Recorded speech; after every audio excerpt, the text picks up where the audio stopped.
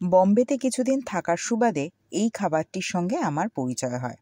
খাবারটি খেয়ে এর সাথে আত্মিকতা তৈরি হয়, কিন্তু সেই রামও নেই আর রাজত্বও নেই এই বলে দুঃখ পেলে হবে?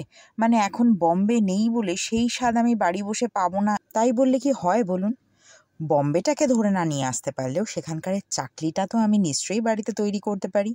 এনিওয়ে, নমস্কার বন্ধুরা, পিঙ্কির আহারের দরবারের আরেকটি নতুন পর্বে আপনাদের সকলকে স্বাগত জানাই। আগে ঠিকই শুনেছেন, এই স্ন্যাক্সটি চাকলি নামেই পরিচিত, যেটার সবচেয়ে বেশি ভালো দিক কি জানেন? 1 মাস পর্যন্ত আপনারা চাইলে এটা রেখে খেতে পারেন, কোনো অসুবিধা নেই। একটুও ক্রিস্পিনেস কমবে না, আর স্বাদের তো ঘাটতি হবেই না।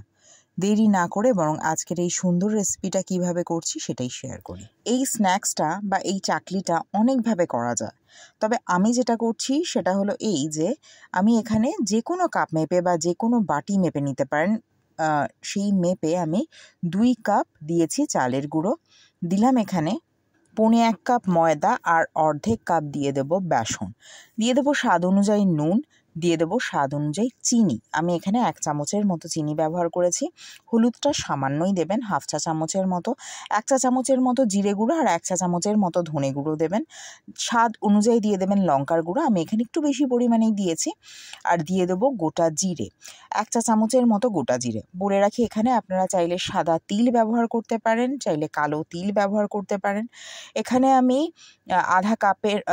আধা চা চামচের মতো গোলমরিচের গুঁড়ো দিয়ে দিয়েছি। আর আমার মাস্টার শেফ সে চলে এসেছে এবং জোয়ানটাকেও একটু নিজে হাতে ক্রাশ করে দেবে। 1 চা চামচের মতো জোয়ান আমি কিন্তু এখানে বা আমার মেয়ে এখানে দিয়ে দিল।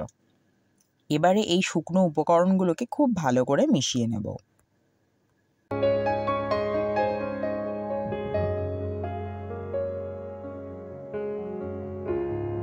আচ্ছা, এগুলোকে খুব ভালো করে মিশিয়ে নেওয়ার পর আমি এখানে 2 টেবিল চামচের মতো ময়ান দিয়ে দেবো। ময়ানটা ময়ানের জন্য সাদা তেল দিয়ে দেবো। বলে রাখি, আপনারা এখানে কিন্তু ঘিও একটু গরম করে দিতে পারেন, বা তেলটাকেও একটু গরম করে দিতে পারেন, কিন্তু আমি দিইনি। আপনারা চাইলে ঘি অথবা তেল দুটোই দিতে পারেন। ময়ানটা ঠিকঠাক হয়েছে কিনা কি করে বুঝবেন? এই যে যখন এরকম দেখবেন মুষ্টিবদ্ধ হয়ে যাচ্ছে, তখনই বুঝবেন যে ময়ানটা ঠিকঠাক হয়েছে। ময়ানটা একটু বেশি করেই দেবেন, নাহলে কিন্তু দেখবেন শক্তের শক্ত থাকছে, বাট ক্রাঞ্চিনেসটা আসছে না, বুঝেছেন? তো সেই কারণে ময়ানটা কিন্তু খুব জরুরি এবং বেশি পরিমাণেই ময়ান দেন। অল্প অল্প জল দিয়ে এরকম একটা সেমি সফট ডো মেখে নিতে হবে, খুব বেশি শক্তও না, খুব বেশি নরমও না। এটাকে কিছুক্ষণ রেস্টে রেখে দেবো। রেস্টে রাখাটা খুব একটা জরুরি না, কিন্তু আমি একটুখানি রেখে দিলাম বাদবাকি প্রিপারেশনগুলো করার জন্য। আচ্ছা, এখানে এরকম একটা মেশিন, যেটা দিয়ে আমি চাকলিটা বানাবো, এটাতে সুন্দর শেপ হয়। যদি এটা আপনাদের কাছে না থাকে তাহলে কি করবেন? আমার শাশুড়িমা একটা কথা কি বলেন জানেন? আচ্ছা, যাদের কাছে রয়েছে সেটা বলে রাখি, এরকম করে সুন্দরভাবে সব কিছুতে কিন্তু তেলটাকে গ্রেস করে নেবেন। আর দেখালাম ওই যে স্টার নোজেলের মতো যে দিকটা রয়েছে ওটাই কিন্তু লাগিয়ে রাখবেন। হ্যাঁ, আর যাদের নেই তাদের ক্ষেত্রে একটা কথা বলি, আমার শাশুড়িমা একটা কথা বলেন, if there is a will there is a way.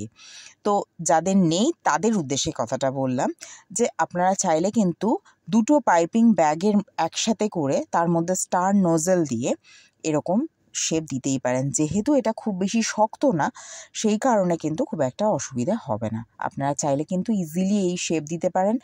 আর যদি মনে হয় এমনি পুরো লম্বা করে শেপ দিয়ে সেটাকে টুকরো টুকরো করে কেটেও দিতে পারেন। এটা দেখতে সুন্দর লাগবে, বা অথেন্টিক চাকলিটা এইরকম শেপেরই হয়, সেই জন্য আমি এরকম শেপই দেওয়ার চেষ্টা করছি।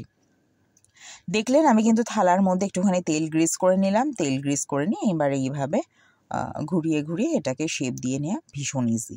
কিছুক্ষণ পরে আমার মেয়েও কিন্তু করেছে, কিন্তু ভিডিওটা লম্বা হয়ে যাচ্ছে বলে সে কারণে আমি আর দেখাইনি। অতএব বাচ্চাদের করার মতনই কিন্তু এটা সোজা। এটা খেতে এত সুন্দর হয়, সত্যি আপনারাও কিন্তু আমার মতো এর স্বাদ ভুলতে পারবেন না। একবার হলেও কিন্তু বাড়িতে ট্রাই করবেন। আর যেরকমভাবে বললাম, না থাকলে একটু পাইপিং ব্যাগ বা দুধের প্যাকেটের মধ্যে নোজেল ভরেও কিন্তু আপনারা এটা শেপ দিতে পারেন, কোনো অসুবিধে নেই। এবার চলুন ভেজে নিই। এর জন্য কড়াইতে পর্যাপ্ত তেল দিয়ে দিয়েছি। আমি খুব বেশি তেলে ভাজাটা খুব একটা পছন্দ করি না, তার কারণ ওই তেলটার কী হবে এই ভেবেই আমি খুব বেশি তেল দিই না। তো মোটামুটি তেল দিয়ে আর সবচেয়ে ইম্পর্ট্যান্ট কথা হলো তেলটা গরম থাকবে ঠিকই, বাট যখন এটা দেবেন তখন যেন তেলটা খুব বেশি গরম না হয়। মানে প্রথমে গরম করে তেলটাকে একটু টেম্পারেচারটা একটু ঠান্ডা করে নিয়ে তারপরে দেবেন, আর ফ্লেমটাকে একদম বাড়াবেনই না। একেবারেই লো ফ্লেমেই কিন্তু এটা রান্না মানে ভেজে নিতে হবে, যতটুকু সময় লাগে লাগুক। যতটা একটু বেশি সময় লাগে ঠিকই, কিন্তু যে ক্রাঞ্চিনেসটা বা যে ক্রিস্পিনেসটা তৈরি হবে না সেটা আপনি সত্যি ভুলতে পারবেন না। আর ওই যে বললাম একবার করলে কিন্তু আপনারা চাইলে টাইট কন্টেনারে রেখে দিলে আপনারা 1 মাসের বেশি পর্যন্ত বসে বসে খেতে পারেন। চায়ের সাথে একেবারে দুর্দান্ত জুটি হয় এটার, আর এমনি খেতেও অনবদ্য লাগে। আমি একটু লাল লাল করে ভেজে নিয়েছি, আপনারাও একটু লাল লাল করেই ভেজে নেবেন। আর এর ক্রিস্পিনেস আপনারা এর প্রেমে পড়ে যাবেন। যাই হোক, এরম করে এক এক করে প্রত্যেকটা আমি তুলে নেব। তবে আমি ফ্লেমটা কিন্তু এখনও বাড়াইনি, এরপরেও এইভাবেই সমস্ত কিছু ভেজে নেব। চলুন এবার সার্ভিংয়ের সময়। যদি আজকের এই রেসিপিটা আপনাদের ভালো লেগে থাকে তাহলে তো আপনাদের মুখস্থ হয়ে গেছে, একটা লাইক করে দেবেন। আর প্লিজ আমার চ্যানেলটিকে সাবস্ক্রাইব করুন এবং পাশে থাকা বেল আইকনে ক্লিক করুন যাতে নোটিফিকেশনটা সবার আগে আপনার কাছে পৌঁছায়।